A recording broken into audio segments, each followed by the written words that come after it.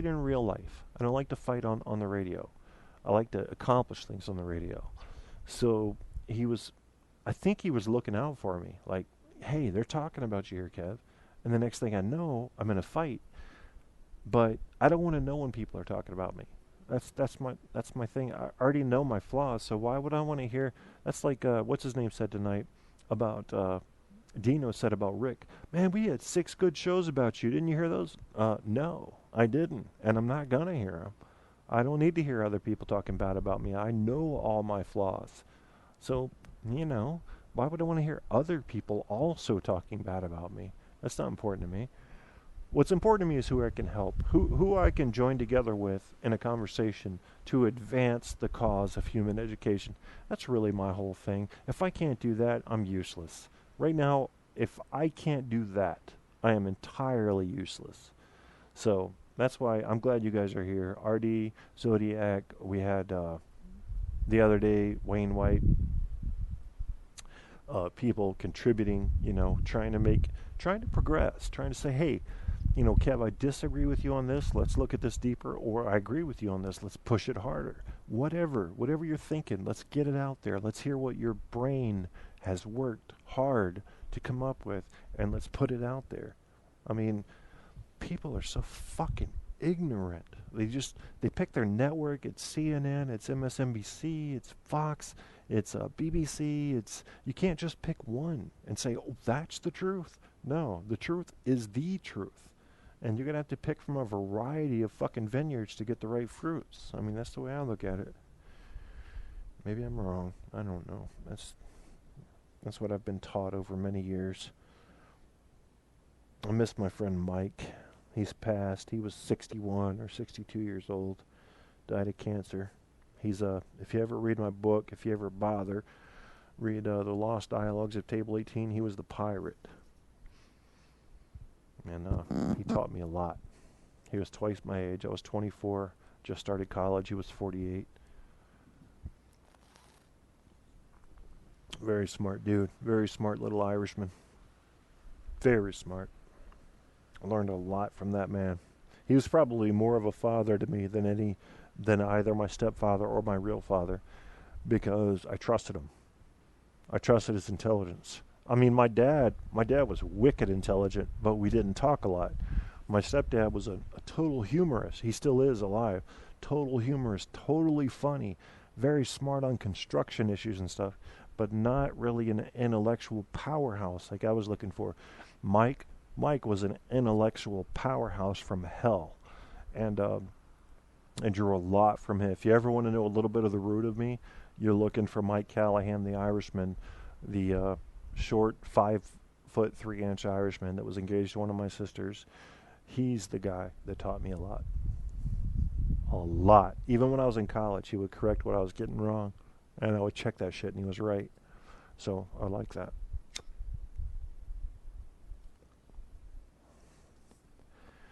Getting back to the chat, get local, amen. Okay, mate. I never follow the pack. I am who I am. Looking out for you. I appreciate it. Tell me something, Andrew. When you say you don't follow the pack, who are you? What makes you special? What makes you different than the pack? I'd like to hear that if you get time. Take your time with it. And RD, I'm looking out for you. I think he's talking about me, but I'm not sure. He might be talking about Andrew. My international friends, in some cases, I'm going to go ahead and say in these 2 cases, with Andrew and RD, I'm going to say this. I don't care. They are more important to me for understanding the world than my national friends, than my American friends, because they see it from the outside. And that tells me that if I can get their view, their true view, not a government-assisted view or a religious-assisted view, their true view of the world from over there, I can get a more accurate view of the world.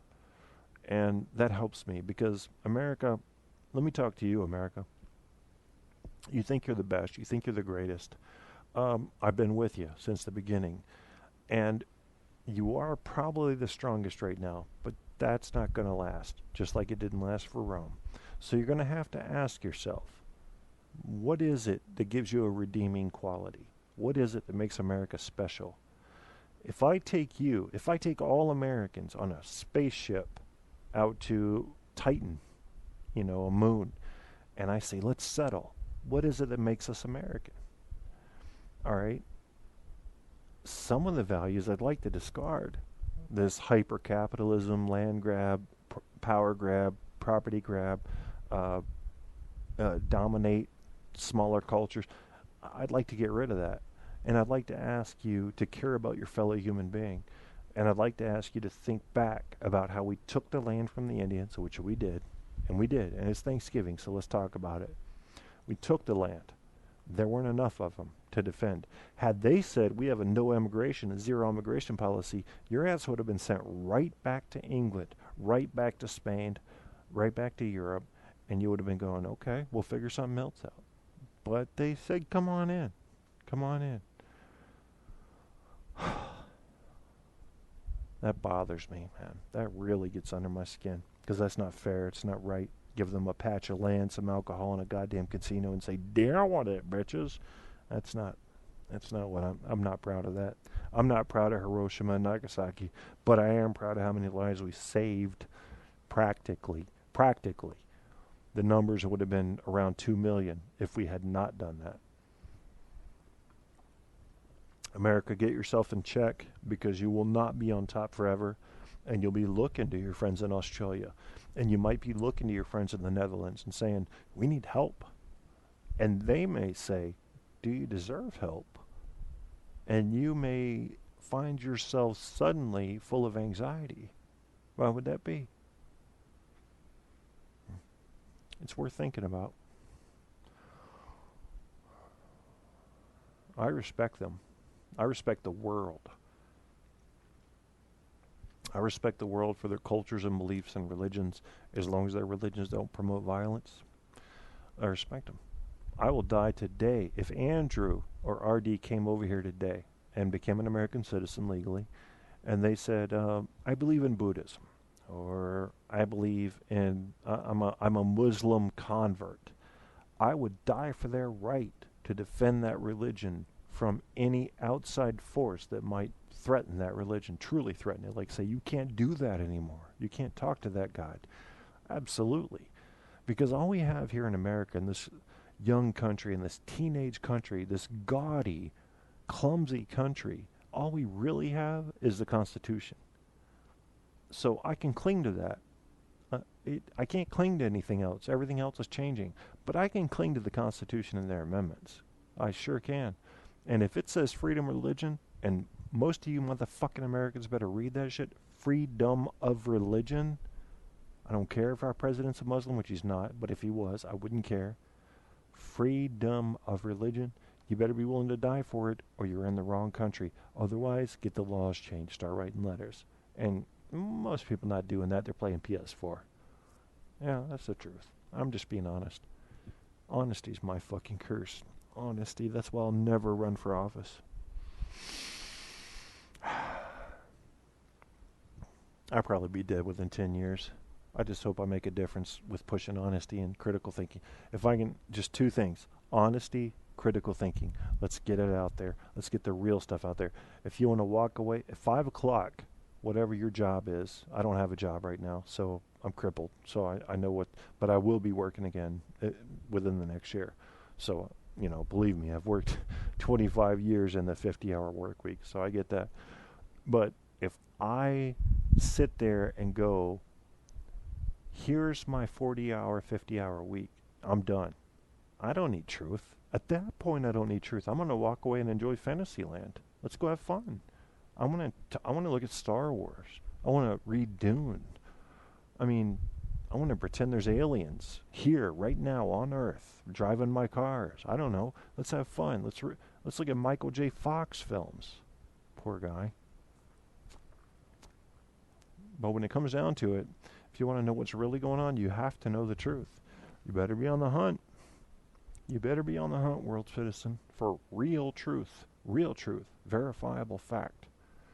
Not easy in this world, but science is a backdoor way to get to it. I've been reading a lot lately about this quantum mechanics, and I think what we have is watch out, because we have a huge population boom, so a lot of the new scientists are going, oh, I know what's going on. Every time there's a major event, RD exists in one reality where Hiroshima wasn't bombed, and in another reality where Hiroshima was bombed. But where is the real RD? Oh, get the fuck out of here. Prove it. Prove it or I don't believe it.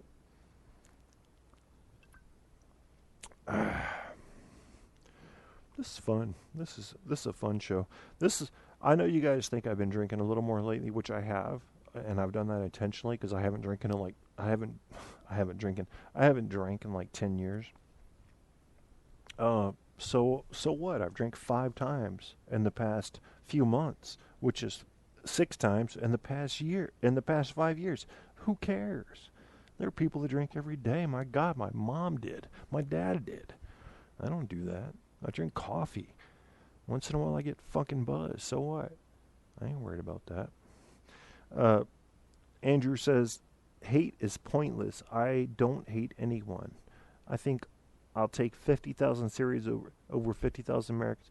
I don't blame you, RD. Listen to this, guys. I want to sing this to my fellow Americans. I don't want to say it loud. I'm not going to say it real loud because I got people sleeping around here. But I think I'll take 50,000 Syrians, meaning Syrian refugees, over 50,000 Americans. Why would RD say that? Why would he say that? He doesn't want violence. He doesn't want danger for his new child. Why would he say that? And yet in America, now, if I listen to Donald Trump, if I listen to Ben Carson, who compares Syrian refugees to fucking rabid dogs, I'm sitting here going, Syrian refugees are dangerous. Dumbasses. They're not dangerous. Do you know what's going on in Syria? Do you know what America would do if what was happening in Syria was happening here and nobody would help us? Calibrate your thinking, America. Yes, if there's a wide inlet of Syrian refugees, a few terrorists can slip in. I get that. So let's be careful on our security. But if not, we're just letting down the real Syrian refugees. And we live in a country of refugees. Just about everybody that's ever fucking come here has been trying to escape something. And now suddenly you want to throw up a wall? Thank God the Native American Indians didn't. You dumb bitches. It's not the America I fought for. It's not the America I signed up for. Let's be scared of the brown people. I want to thank the brown people. I want to thank the brown people that let us in. And I'm sorry if we deceived you. It certainly wasn't me. Because goddamn God knows if I was up there, I would have said, listen, we need more land, American Indians. Can we have more land? Please. And if you had said no, I would have said, y'all need to back the fuck up and we need to get back on the boats. We would go sail for something else. That's what I would have said. And you might say, well, Kevin, you would have doomed our species. Really? Europe seems to be doing fine, Americans. Don't fucking fuck with me. You know, it just pisses me off. Goddamn Germans mutilating, torturing Polish and Jews. Americans at Abu Ghraib torturing and not quite murdering, but might as well have murdered because you took their dignity. They had nothing left. Fuck you, Americans that did that. Fuck you. We were supposed to be above that after Vietnam, way above that. And you fucked it up again. So where are we now? We're at ground zero, Americans. You need to prove to me, Americans, that you can take prisoners and treat them with honor and respect and dignity and within the confines of the goddamn Geneva Convention. If I find out that you fucking put them in pyramids and put faces, put the hoods over their faces and made them hold their dicks on ropes or some shit, I'd like to take you out and shoot you, American. You don't even know anything about that prisoner. You don't know what fucking guilt level they are. Jurisprudence, look it the fuck up. That's what you're claiming to defend. That's the America I dream of. I dream of the America that's defined in the Constitution and the amendments. I dream of the America that can learn from the countries that RD is from and that Andrew is from. Learn from them. Watch what they did and learn what's right. And